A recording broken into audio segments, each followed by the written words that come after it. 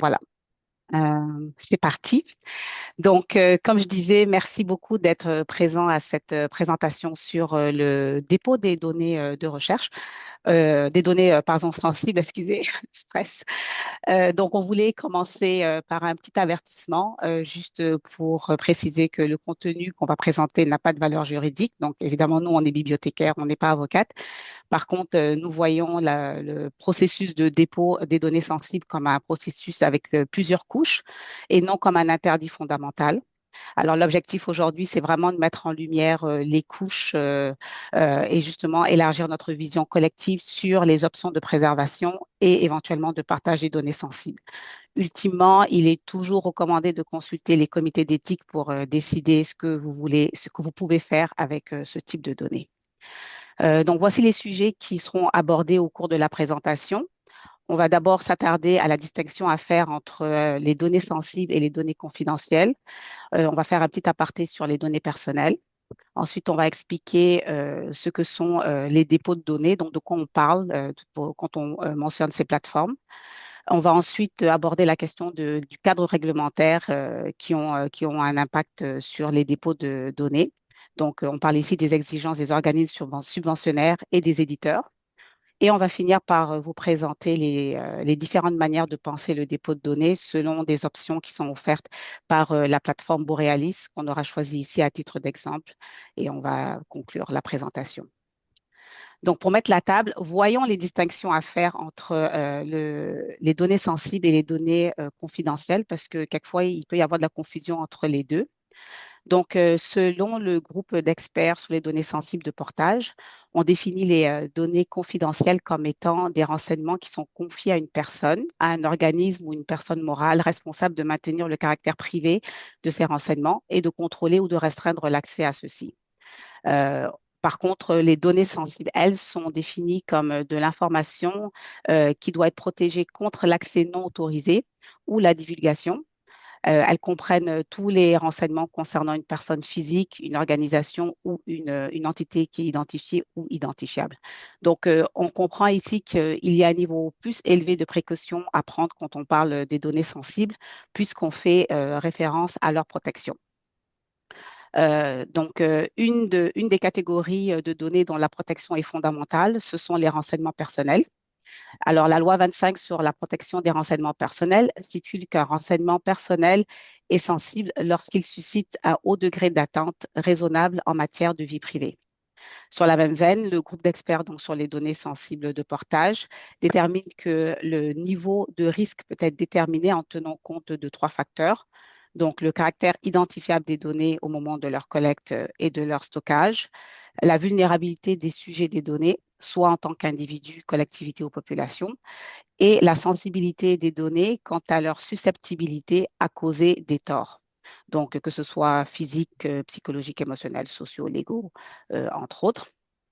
Donc, pour faire écho au premier critère auquel le groupe d'experts fait référence, donc le caractère identifiable des données, on voit dans cette infographie sur la granularité de la sensibilité que plus un renseignement a des propriétés identificatoires, plus il est sensible. Donc, tout en haut, on va avoir les renseignements qui ne représentent aucun risque. Et plus on descend dans l'infographie, plus le risque d'identification est grand. Donc, on a, pour commencer, les renseignements anonymes. Donc, ce seront des renseignements qui ont été collectés sans aucun identificateur associé. On a ensuite les renseignements anonymisés. Donc, les identificateurs directs ont été retirés et remplacés par un code et la clé de lecture de ce code est irrévocablement détruite, a été irrévocablement détruite. Les renseignements codés, donc ce sont les renseignements où les identificateurs directs ont été retirés et remplacés par un code, mais là, la clé du code est conservée. On a ensuite les renseignements d'identification indirecte. Donc, avec une combinaison de renseignements, on peut identifier une personne, par exemple, le lieu de résidence associé à la date de naissance et un signe physique distinctif. Et enfin, on a les renseignements d'identification directe. Donc là, ce sont ceux qui permettent d'identifier une personne sans équivoque, comme par exemple un numéro d'assurance sociale. Donc, ce qui m'amène à vous parler, donc un autre aparté des différences à faire entre les données dépersonnalisées et les données anonymisées. Donc, dans le cas des données dépersonnalisées, l'identification directe des individus est empêchée, mais il reste une trace du lien entre les individus et les codes d'identification. Alors, donc, il reste toujours possible d'identifier indirectement la personne concernée, comme l'exemple que j'ai donné tantôt en combinant différents renseignements, par exemple le sexe, l'âge et le code postal. Donc, ces données-là, elles demeurent des renseignements personnels. Donc, au sens de la loi, ce sont des données qui sont toujours privées. Par contre, les données anonymes, donc dans ce cas-là, on n'a aucun renseignement personnel qui est associé à ces données. L'identification des individus est rendue impossible et ce de manière irréversible.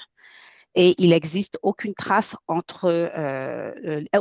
du lien, pardon, entre les individus et les codes d'identification. Donc, par leur nature, les données qui sont anonymes ne nécessitent plus de protection. Donc, elles peuvent être partagées au sens de la loi. Donc, en résumé, ici, ce qu'on dit, c'est que lorsque les données sont dépersonnalisées, elles offrent une protection qui va être partielle, sur l'identité, alors que les données qui sont anonymes, elles visent à rendre l'identification complètement impossible. Donc, le partage est possible avec les données anonymes. Donc, si on revient à la distinction qu'on faisait au début entre les données confidentielles et les données sensibles, on peut appliquer la méthode du groupe d'experts sur les données sensibles pour évaluer le niveau de risque du point de vue des données personnelles. On peut utiliser cette méthode-là pour toutes sortes de types de données comme les données des organisations ou les données gouvernementales. Donc, voici une illustration qui, en fait, juste pour montrer un petit peu le lien qu'il peut y avoir entre les différentes catégories de données selon leur degré de sensibilité. Donc, vous avez en vert les données qui sont publiques. Ensuite, vous avez en bleu les données en bleu clair, donc dans le cercle bleu clair, les données confidentielles et en bleu foncé, les données sensibles. Mais ce qu'on remarque, c'est que les différentes catégories de données, donc qu'elles soient personnelles, gouvernementales ou des organisations, elles peuvent se chevaucher entre le vert, le bleu clair et le bleu foncé. Donc, quand on parle du dépôt et potentiellement du partage des données, il faut bien distinguer ce qui se retrouve finalement dans le cercle bleu foncé du risque. Donc, ce qui comporte réellement un risque du risque. Donc, une donnée personnelle peut se retrouver dans le vert, elle peut se retrouver dans le bleu foncé, elle peut se retrouver dans le bleu clair. Donc, et c'est vrai pour toutes les catégories de données. C'est vraiment le type d'information à partager qui va déterminer en fait, excusez-moi, c'est vraiment le type d'information selon le niveau de sensibilité, je veux dire, qui va déterminer si on peut les partager ou non, et pas la catégorie de données. Pour rappel, les dépôts de données, leur première vocation, c'est vraiment la préservation, puisque ce sont des plateformes qui vont être plus robustes, qui vont être plus stables et plus pérennes que d'autres moyens de conservation. Et elles permettent aussi le partage de données, publiques évidemment, mais aussi des données. Il y a des options pour restreindre l'accès aux données confidentielles. Et ça, Nadia va vous en parler un peu plus en détail. Donc, quand on évalue la sensibilité, on veut bien s'assurer d'attribuer le bon niveau de sévérité aux données en question pour ne pas pécher par excès de prudence ou non plus, on ne veut pas négliger les précautions qu'il y a à prendre. Donc, voici une classification de la sensibilité des données qui a été faite par Harvard. Elle comprend 5 niveaux de sévérité, du niveau 1 au niveau 5. Donc, le niveau 1, c'est vraiment les données publiques qui ne comportent aucun risque. Donc, typiquement, par exemple, des données qu'on retrouverait dans le recensement de la population de StatCan. Au niveau 2, on a des informations dont la divulgation ne poserait pas de préjudice, mais l'université choisit de les garder confidentielles. Elles comportent un risque très faible. Par exemple, ça va être des données qu'on retrouve sur un intranet ou encore des données d'enquête administrative qui ne sont pas sensibles. Au niveau 3, là, on rentre dans une catégorie de données qui est sensible. Donc là, on parle de données confidentielles avec un risque moyen qui sont réservées à un groupe restreint et dont la divulgation pourrait causer un préjudice aux personnes ou à l'université. Là, ça peut être une constellation de variables qui, une fois fusionnées, deviennent sensibles, des données financières ou des données familiales, etc. Ensuite, au niveau 4, on a les informations confidentielles à haut risque, donc dont la divulgation pourrait causer un préjudice grave aux personnes concernées ou à l'université. Et donc, elle nécessite un contrôle plus strict. Donc, ici, on peut avoir des identifiants émis par le gouvernement comme un numéro de passeport, un permis de conduire, des informations génétiques ou des secrets commerciaux. Et donc, on a le niveau 5, qui est le niveau des informations ultra sensibles dont la divulgation pourrait causer un grave préjudice aux personnes ou à l'université. Ce sont des données qui vont être soumises à des exigences contractuelles et qui imposent des mesures de sécurité exceptionnelles. Donc, ici, on va avoir tout ce qui rentre dans la sécurité nationale, par exemple, ou des dossiers médicaux avec des informations génétiques qui sont extrêmement sensibles. Donc, généralement, ce qui est au niveau 5, euh, si ça se partage, c'est uniquement sur demande avec des ententes sur l'utilisation des données. Donc, en gros, ce qu'il faut retenir, c'est que la différence entre les données sensibles et les données confidentielles, c'est essentiellement dans le degré de risque que représente leur divulgation. Toutes les données sensibles sont considérées comme confidentielles parce qu'elles nécessitent une protection contre l'accès non autorisé, mais toutes les données confidentielles ne sont pas nécessairement sensibles au sens strict du terme. Les précautions à prendre pour décider du dépôt ou non d'un jeu de données et pour décider du niveau d'ouverture ou de restriction des données doivent être proportionnelles à leur réel risque. Donc, c'est ça. Donc, je vais passer la parole à Nadia et je vais te passer aussi Le contrôle. le contrôle. Ouais. Parfait, Voilà. merci. Donc, étant donné qu'on a vu un peu un portrait de la définition de ce que c'est une donnée sensible, une donnée confidentielle, etc., maintenant, on va passer au dépôt de données. Je vais présenter ce que c'est en général. Là. Peut-être que la plupart d'entre vous connaissez c'est quoi, mais on va quand même faire un petit aperçu général. Peut-être un petit. OK. Est-ce que ça fonctionne? Je clique puis ça ça fait rien. Euh, Euh, non, tu n'arrives pas à la... Ou je c'est peux le bizarre, faire tout pour à toi. l'heure, on l'a fait puis ça a Ouais, fonctionné. Bah, évidemment. tu peux changer de diapo. OK. Attends, je vais juste arrêter le contrôle à distance et puis c'est bon. Ou pas. OK. Donc, en général, qu'est-ce que c'est un dépôt de données? Ben, c'est en fait, à la fin du projet de recherche, ça va être une plateforme qui va être utile pour les chercheurs pour qu'ils puissent déposer leurs données de recherche. Comme le disait Sonia tout à l'heure, un des principaux objectifs d'un dépôt de données, c'est vraiment la préservation des données, mais également le partage des données et l'accès aux données pour faciliter la réutilisation par d'autres chercheurs. Donc, le principe ici, c'est vraiment d'éviter là, refaire la roue puis de refaire la même recherche tout le temps et de reproduire les mêmes données, mais plutôt de se baser sur un jeu de données pour mener plus loin la recherche ou aller vers d'autres angles de recherche.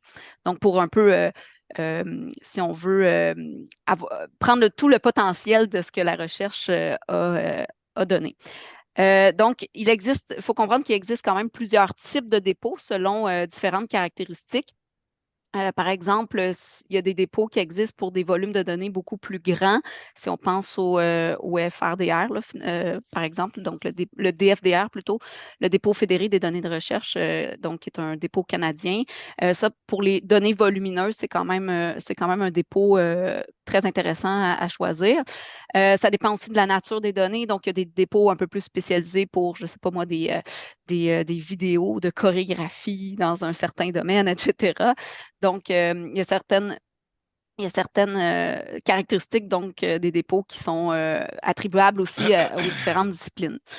La plupart des dépôts actuellement ne permettent pas de déposer les données identificatoires. Donc, même quand on met la donnée en accès restreint, la plupart ne permettent pas d'y déposer les données identificatoires. Donc, ça, au Canada du moins, donc il faut en avoir conscience. Tu peux changer la diapo, s'il te plaît. Donc, les différents types de dépôts qui existent, en général, on a le dépôt spécialisé. Le dépôt spécialisé, c'est vraiment en lien avec la communauté de recherche, la discipline de recherche. Donc, souvent, ben, c'est un peu là-dessus qu'on va orienter vers les chercheurs pour déposer les données parce que justement, ça va rejoindre potentiellement des chercheurs qui sont plus intéressés euh, aux données de recherche dans notre domaine. Donc, ça, c'est quelques exemples de dépôts considérés comme fiables. On a aussi les dépôts généralistes, donc qui sont, ça le dit, là, multidisciplinaires généralistes, et les dépôts institutionnels comme Borealis, que vous connaissez sûrement, qui est un dépôt qui est pas mal dans toutes les universités et ben, potentiellement les cégeps aussi, là, ça commence à s'instaurer, donc au Canada. Donc, le dépôt institutionnel est aussi multidisciplinaire de facto. Tu peux changer de diapo, s'il te plaît. Donc, comment on choisit le dépôt? En fait, il existe un répertoire qui s'appelle re3data.org. Si vous allez là-dedans, il y a vraiment une pléthore là, de, de dépôts de données de recherche. Ça peut être un peu mêlant là, quand on va chercher des dépôts là-dedans, mais il y a certains filtres et certains critères qu'on peut appliquer pour faire la recherche. Donc, nous, la liste de vérification, si on veut, qu'on vous suggère là, pour trouver un dépôt fiable, ben, c'est d'observer ces six éléments-là. Il y en existe d'autres, là, mais comme en général, là, si vous voulez choisir un dépôt, en fait, il y a le type de licence. Donc, est-ce que le dépôt permet d'avoir une licence ouverte comme les licences Creative Commons ou encore des licences sous conditions personnalisées. Donc, ça peut être intéressant d'avoir un dépôt plus granulaire comme ça. Justement, parlant de granularité, en fait, c'est au niveau du contrôle des accès. Donc, si on peut déposer des données avec un accès restreint, puis qu'on peut vraiment contrôler qui a accès à quoi, ça peut être très bien. Ensuite, il faut observer un peu justement ben, l'identifiant pérenne. Hein. Si on dépose un jeu de données, on veut qu'il y ait un DOI associé à ce jeu de données-là pour permettre l'accessibilité et l'interopérabilité. Ensuite de ça, ben, le dépôt, vous pouvez voir si son outil de recherche est efficace. Donc, si d'autres chercheurs veulent consulter votre jeu de données, est-ce que c'est facile de trouver le jeu de données? Donc, un peu par rapport aux métadonnées hein, qu'on inscrit dans le dépôt de données au moment de faire le dépôt de notre jeu de données. Si on peut vraiment bonifier sa description et ses mots-clés, par exemple, ou ses différentes métadonnées, là, ça peut être vraiment un plus. Bon, la préservation, donc est-ce que le dépôt a un certain plan de préservation pour conserver l'intégrité des données? Là, ça, c'est vraiment intéressant de voir un dépôt qui est vraiment transparent sur ses pratiques de préservation. Et aussi, est-ce que, ben, en fin de compte, est-ce que les données sont hébergées au Canada? Là, c'est sûr que c'est un plus parce que à ce moment-là, les données sont soumises aux lois du pays dans lequel ils sont. Donc, comment choisir un dépôt? Ben, il y a une priorité aux exigences des organismes subventionnaires. Donc, évidemment, là, les trois conseils n'ont pas de dépôt, c'est-à-dire le dépôt est exigé, mais pas un en particulier. Il faut simplement qu'il soit fiable et reconnu. Donc, c'est sûr que si vous avez été financé par d'autres, si les chercheurs ont été financés par d'autres organismes subventionnaires qui demandent vraiment que ce soit dans un dépôt en particulier, il faut respecter ça. Même chose pour l'éditeur. Donc, quand les éditeurs oblige le dépôt de données. Il faut respecter ces exigences-là. Ensuite, on va vers le dépôt spécialisé, justement, comme je disais tout à l'heure, pour augmenter nos chances que le jeu de données soit consulté par des collègues, par des chercheurs du même domaine. Et finalement, ben, on peut utiliser un dépôt institutionnel ou généraliste. L'avantage d'aller vers un dépôt institutionnel plutôt que généraliste, en fait, c'est que souvent, vous avez le soutien de votre bibliothèque. Donc, vous pouvez justement consulter la bibliothèque de votre université si vous vous demandez dans quel dépôt mettre vos données. Merci. Donc, je vais poursuivre. Euh, Justement, on va parler du cadre réglementaire. Donc, quelles sont, dans le fond, les différentes exigences auxquelles les chercheurs sont soumis et qui ont un impact sur le dépôt et le partage des données. Donc, d'une part, on a les attentes des trois organismes subventionnaires fédéraux. Donc, selon la politique sur la gestion des données de recherche de ces trois organismes qui date de 2021, les titulaires de subventions sont tenus de déposer dans un dépôt numérique les données de recherche, les métadonnées et les codes qui appuient directement les conclusions de la recherche publiée. Le dépôt doit assurer le stockage, la conservation et la curation sécuritaire des données. Et les organismes subventionnaires s'attendent à ce que les chercheurs donnent un accès convenable aux données pour autant que les exigences éthiques, culturelles, juridiques et commerciales le permettent. Donc, on voit ici qu'il y a une attente à ce que, à la fin du projet, les données soient conservées sur une plateforme qui est robuste et que l'on favorise le partage des données lorsque c'est possible. D'ailleurs, le 29 janvier dernier, les trois organismes ont eu une rencontre. Vous étiez peut-être, certains d'entre vous y ont peut-être participé. Et il a été confirmé que l'exigence de dépôt non seulement a été maintenue, mais que là, on entrevoyait la date de 2026 dans le fond. Donc, les recherches qui seraient subventionnées à partir de 2026 auraient cette exigence de déposer, que leurs données finalement soient déposées environ 2 ans plus tard, donc en 2028. Et donc, quand les chercheurs feront leur bilan de leur projet, ils devront déclarer où se trouvent leurs données. Euh, Vous avez ensuite les exigences de la part des éditeurs en matière de dépôt de données. Donc, elles peuvent varier, mais la tendance générale, c'est d'encourager ou même d'imposer le partage des données afin d'améliorer la transparence et la reproductibilité de la recherche.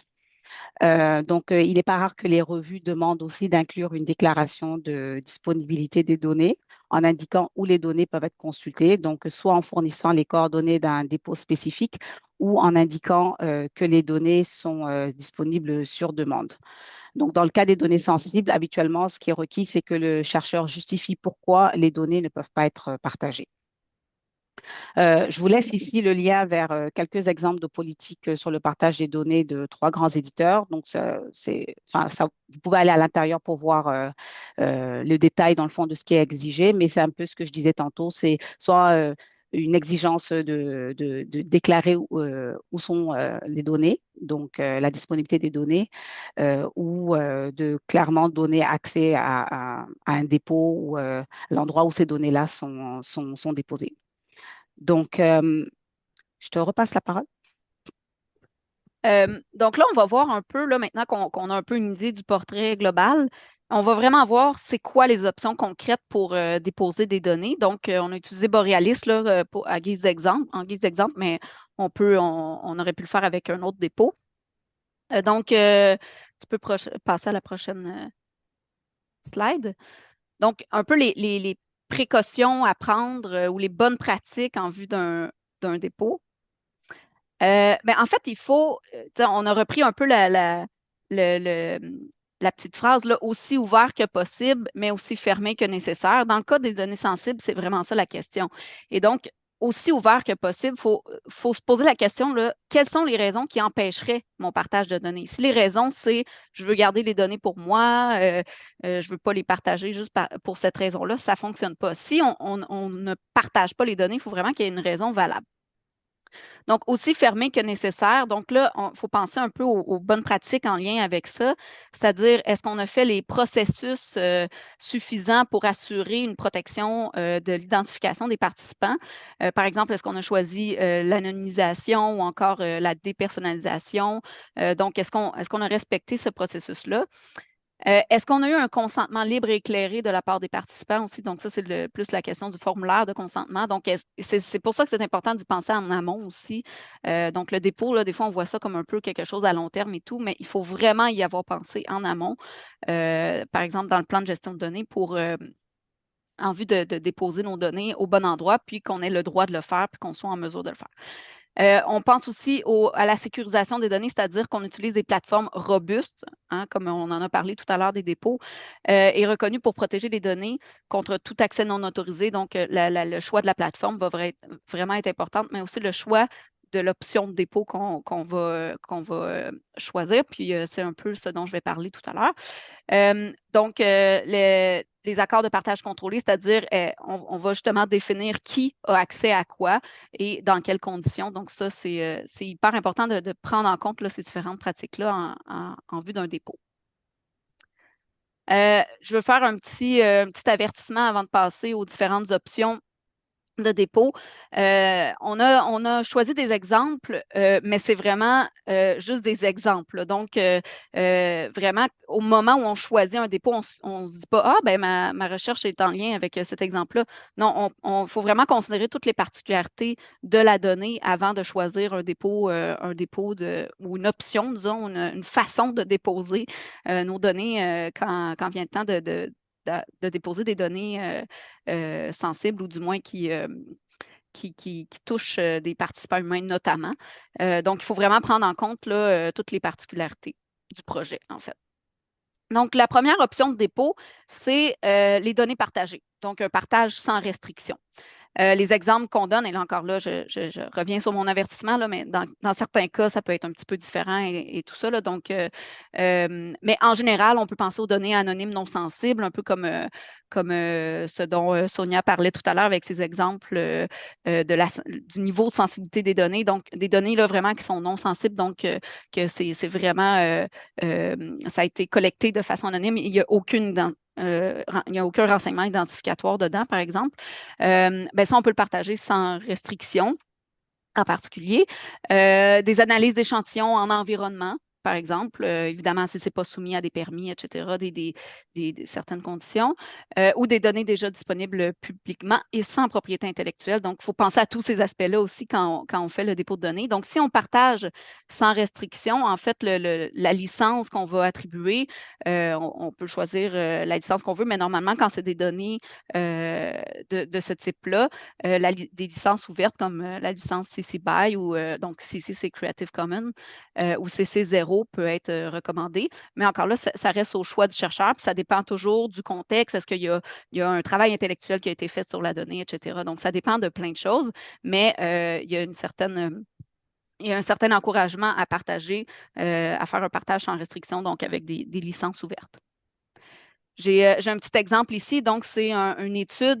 Donc, les exemples sont tirés de jeux de données que j'ai trouvés dans Borealis, tout simplement, de nos différentes universités québécoises. Donc, cet exemple-là, c'est un exemple d'enregistrement sonore d'une minute qui a été fait à différents endroits au coin de rue de différentes pistes cyclables.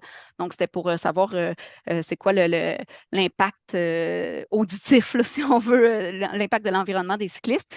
Donc, c'est simplement des minutes là, enregistrées. Donc, ça, ces données-là, justement, peuvent être partagées parce que, bon, il n'y a pas de sensibilité dans ces données-là, finalement. Ou le niveau de risque est absolument zéro, finalement. Donc, la deuxième option, c'est les données partiellement partagées, c'est-à-dire qu'on va partager seulement une partie de nos données. Je vais revenir sur les exemples tout à l'heure. Et la question ici, c'est qu'on se demande ben, comment on détermine quelles données on partage. Donc, il faut vraiment, avec ça, observer le consentement qu'on a obtenu des participants et le niveau de sensibilité des données, bien sûr, mais aussi une pertinence disciplinaire. Donc, est-ce que dans la discipline, la façon dont les chercheurs vont réutiliser les données, est-ce que c'est plus pertinent de partager tel type de données ou tel type de données? Donc, des fois, c'est vraiment là-dessus qu'il faut se positionner. Et le chercheur est vraiment le plus à même de répondre à cette question-là. Donc, en sachant qu'est-ce qui va être nécessaire ou pertinent de partager. Donc, les exemples qu'on peut donner sur le partage partiel des données, c'est vraiment, par exemple, les données qui vont être traitées et anonymisées. Donc, si les données sont traitées, donc on a enlevé tous les identifiants, tous les renseignements identificatoires, bien, ça veut dire que les données, ce n'est pas les données brutes, évidemment, ça va être les données qui vont avoir été traitées ou encore des bibliographies ou des compilations. Donc, Sonia, tu peux changer de slide. J'ai pris deux exemples ici, donc des espèces de bibliographies ou des bases de données qui ont été créées en partant de certains répertoires ou d'articles de journaux ou peu importe. Donc, évidemment, on ne peut pas partager les données brutes, c'est-à-dire les données qui sont sous propriété intellectuelle, par exemple, donc l'extrait du répertoire ou l'extrait du journal. Ça va vraiment être plutôt la compilation qui va être partagée. Puis c'est beaucoup plus, d'ailleurs, pertinent de partager les données donc, qui vont avoir été déjà un peu traitées ou du moins compilées, finalement. Ensuite, la troisième option, c'est les données en accès restreint. Donc, qu'est-ce que ça veut dire? Ça, c'est vraiment que les données sont dans la plateforme, par exemple Borealis, mais elles ne sont accessibles que sur demande. Donc, parfois sous condition. Donc, par exemple, pour une réutilisation dans un projet X qui aurait été soumis à un comité d'éthique, etc. Donc, il y a un certain contrôle des réutilisations. Donc, on ne permet pas une réutilisation complète des données. On va spécifier les conditions. On va avoir des conditions personnalisées. Mais tout de même, en les mettant dans la plateforme, ça permet une certaine préservation des données. Donc, si le chercheur qui a publié l'ensemble de données quitte complètement ou disparaît, mais au moins les données sont encore accessibles dans la plateforme. Donc, il y a un certain groupe de personnes, par exemple, qui vont pouvoir y avoir accès. Il faut quand même faire attention, je fais un rappel à ce que j'ai dit en début de présentation, mais jusqu'à maintenant, tous les dépôts canadiens ne permettent pas de renseignements identificatoires, même dans des fichiers en accès restreint. Donc, il faut quand même vérifier de ne pas justement mettre de renseignements identificatoires dans ces fichiers-là. Donc, ils doivent être préalablement anonymisés, par exemple. Et si on fait le dépôt en accès restreint, ben, c'est toujours pertinent et très, disons, ça fait partie des bonnes pratiques là, d'expliquer les raisons pourquoi on a restreint l'accès. Donc, pour que les gens puissent savoir justement les raisons. Par exemple, est-ce que c'est le formulaire de consentement qui a été signé en fonction que les données allaient être sous accès restreint pour être appliquées seulement à d'autres recherches X, Y, Z. Donc, c'est vraiment important d'expliquer les raisons pour lesquelles on restreindrait l'accès. Donc, dans la prochaine slide, il y a juste un petit aperçu. Là, il y en a plein des fichiers, c'est-à-dire des ensembles de données avec des accès restreints à certains fichiers dans Borealis. Donc là, c'est un exemple parmi tant d'autres. On voit le petit cadenas rouge sous les deux fichiers. Donc, ces fichiers-là contiennent des données qui sont jugées, donc on a jugé qu'il fallait restreindre l'accès à un certain groupe de personnes. Donc, une autre option, la quatrième, c'est de donner les données en fait qui sont accessibles sur demande, mais qui ne sont pas, pardon, qui ne sont pas dans la plateforme, mais c'est la même chose. Donc, ils sont accessibles seulement sur demande. Parfois sous condition aussi.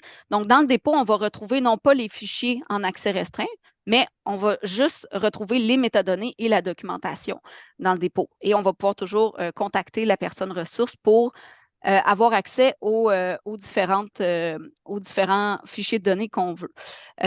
Donc, l'objectif de ça, c'est vraiment de faire savoir que les données existent. Donc, ça, c'est entre autres un élément important aussi pour la reproductibilité de la recherche et pour permettre un avancement des connaissances. Toutefois, il faut quand même se poser la question, si les données ne sont pas dans la plateforme, où sont-elles? Est-ce qu'ils sont protégés? Est-ce qu'ils sont conservés de façon sécuritaire? Est-ce qu'ils sont conservés pour en favoriser la préservation et qui en a accès? Donc, si le chercheur quitte, par exemple, ben là, on ne savait pas trop où c'était finalement ces données-là. Donc, un peu comme Sonia et moi, on s'amuse à le dire, là, c'est peut-être dans le garde-robe, dans le fond d'un bureau, là, on ne sait pas. Donc, si un chercheur utilise cette option-là, de ne pas mettre les données dans le dépôt, ni même en accès restreint, mais qui décide de les garder ailleurs, ben, il faut justement qu'il s'engage à en préserver la sécurité, l'intégrité et la préservation et l'accès à ceux qui en voudraient l'accès. Encore une fois, c'est important dans une fois qu'on remplit finalement le formulaire là, de dépôt de données, d'expliquer les raisons de restreindre cet accès-là. Ça peut être aussi dans l'article, dans la déclaration de la disponibilité des données. Donc, d'expliquer pourquoi, quelles sont les raisons de restreindre l'accès. Donc, un exemple ici, on a un jeu de données avec un seul fichier et vous remarquez que le fichier, c'est le fichier Lisez-moi. Donc, la documentation en lien avec en lien avec le jeu de données, mais on comprend qu'ici, ben, on se doute que si on contacte le propriétaire, on pourra avoir accès aux différentes données. Donc, on espère que dans la description, il y a une petite explication de la raison pour laquelle on a restreint les données. Et la dernière option, c'est aucun dépôt. Ben, pour qu'il n'y ait aucun dépôt, même pas juste les métadonnées des données, c'est vraiment, il faut qu'il y ait des raisons valables. Donc, on parle ici d'un secret national ou des enjeux de sécurité des infrastructures. Et par ça, on veut dire que simplement de dévoiler qu'on fait un projet de recherche sur tel sujet, ben, ça ouvrirait la porte à des personnes malveillantes qui voudraient aller voler des données pour savoir où ils sont, pour aller, bon, évidemment, hacker les données, mais juste de signifier qu'il existe un projet là-dessus pourrait créer justement un risque. Ou certaines obligations légales et contractuelles, là, il faut évidemment respecter ça. Donc, on reste vigilant comment les données ont été obtenues. Donc, parfois, on parle de sensibilité de la donnée au moment où ça entre dans le projet de recherche, mais parfois aussi c'est au moment où les données, où le projet est terminé, puis les données finales aussi peuvent rester aussi sensibles que ça, c'est-à-dire qu'on ne peut même pas en faire de dépôt. L'important, c'est vraiment de consulter les professionnels compétents au sein de l'université, donc tout ce qui est comité d'éthique de la recherche, service juridique, conseiller en sécurité de la recherche. Ça, c'est vraiment un niveau là, plus, là, si on veut. J'ai mis ici les lignes directrices sur la sécurité nationale pour les partenariats de recherche si vous voulez lire un peu ça. Et une chose à mentionner, par contre, c'est que ça ne veut pas dire que le dépôt n'est pas possible actuellement, qui ne sera pas possible dans 2 ou 3 ans. Donc, il faut aussi penser à ça. Donc, si parfois le risque, la sensibilité des données va complètement disparaître au fil du temps. Donc, après qu'il y a eu par exemple, si c'est une sensibilité au niveau de la stratégie, une stratégie nationale, par exemple, ben, une fois que la stratégie est publique, il n'y a pas de danger de publier des données là-dessus. Donc, parfois, c'est ça, ça s'estompe avec le temps. Et pour ça, justement, il y a certaines fonctionnalités, par exemple, dans Borealis qui peuvent être intéressantes. Par exemple, la fonction d'embargo, c'est-à-dire qu'on dépose les données, mais on permet la publication de la donnée seulement à un temps X, donc disons dans 2 ans. Il existe aussi l'URL privée, là, ça c'est un peu plus au niveau des éditeurs là, pour que les évaluateurs puissent avoir accès aux données avant qu'elles soient publiques, mais ça revient un peu au même là, dans le sens qu'on peut avoir une flexibilité dans le temps par rapport au dépôt des données. Donc, à retenir concernant les options de dépôt, ben, il y a plusieurs options qui sont offertes et l'important, c'est vraiment de justifier pourquoi les données ne sont pas partagées, si c'est le cas. Donc, quand on a une explication valable, c'est qu'on juge que, bon, on a respecté, justement, quand on dit aussi fermé que nécessaire, là, ben, c'est là, on l'explique pourquoi.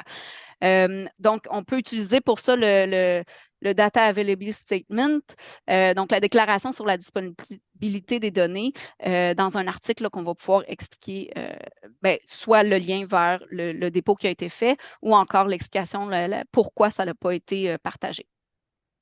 Et ensuite, bon, une autre chose à retenir, c'est la question de la licence qui est choisie par le chercheur.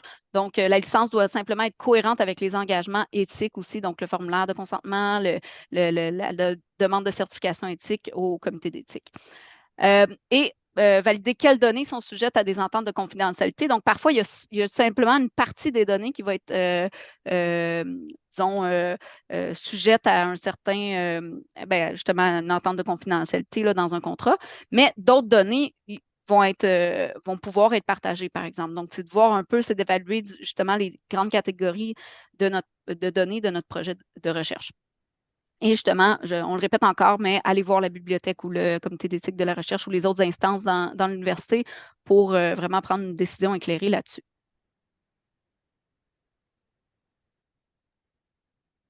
Donc, on est déjà à la conclusion de la présentation. Donc, ce qu'on voulait, dans le fond, faire comme en résumé, donc ce qu'il faut se souvenir, c'est que un dépôt de données, ça sert d'abord à préserver les données.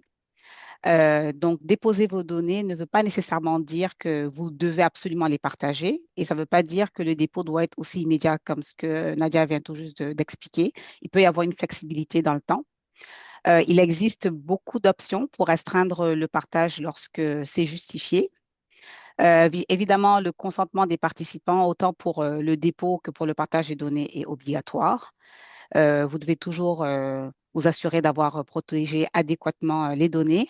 Et encore une fois, on le dira jamais assez, avoir la validation du comité d'éthique. Donc, en fait, quand on prend en considération tout ce qu'il est possible de faire pour désensibiliser des données, tout ce qu'on peut faire pour restreindre l'accès, Donc, on réalise finalement que c'est pas juste de tout ou rien. Donc, il faut vraiment, voir. Il y a une proportion beaucoup plus grande d'informations qui peut être partagée quand on voit toutes ces précautions qu'on peut prendre. Et je terminerai en disant que derrière le mot sensible, il y a beaucoup de nuances, donc pas seulement des interdits. Et donc, il ne faut pas avoir peur d'explorer les différentes couches, un peu comme un oignon. Et donc, pour essayer de discerner le vrai risque de ce qui l'enveloppe.